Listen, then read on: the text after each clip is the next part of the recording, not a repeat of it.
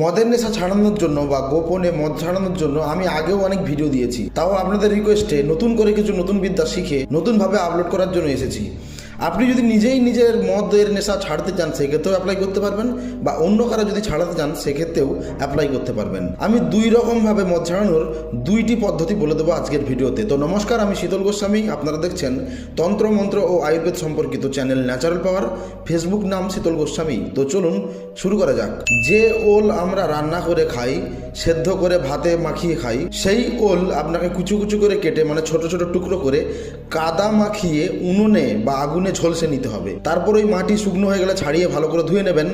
এবার ওটাকে আরও কুচি কুচি করে রোদে দিয়ে শুকনো করবেন। এতটাই শুকনো করবেন যেন গুঁড়ো করা যায়। এইবার ওই ওল পুড়া গুঁড়ো আপনাকে যার মদ ছাড়াবেন তার ভাতে বা তরকারিতে অল্প অল্প মিশিয়ে মিশিয়ে শেষ করতে হবে। এমনটি করলে দিন 15-এর মধ্যেই এমন বমি করবে যে মদ খাই সে আর ভয়ে মদ খাবে না। আর আপনি যদি নিজেই নিজের মদ খাওয়ার ইচ্ছা ত্যাগ করতে চান, আপনি ছাড়তে চাইছেন তবু পাচ্ছেন না, সেক্ষেত্রে আপনি ওই ওল পোড়া পাউডারটা খাবেন। তার সাথে ভাতের শেষ খাওয়া মানে ভাত খেয়ে যখন উঠবেন তখন কাঁচা রসুন 1 কোয়া খাবেন। এবার বলি দ্বিতীয় পদ্ধতি।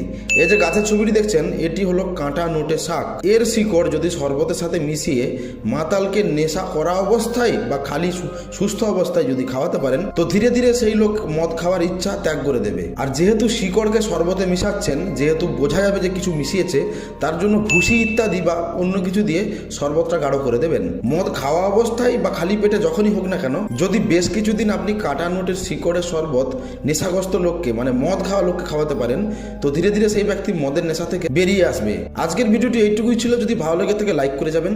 এই তথ্য আপনার বন্ধু এবং আত্মীয় স্বজনদেরকে জানানোর জন্য শেয়ার করতে পারেন। আমার সাথে যোগাযোগ করার জন্য ডিসপ্লেতে দেওয়া নাম্বারে হোয়াটসঅ্যাপ করতে পারেন। তো দেখা হচ্ছে আগামী পর্বে। ততক্ষণ পর্যন্ত ভালো থাকবেন। ধন্যবাদ।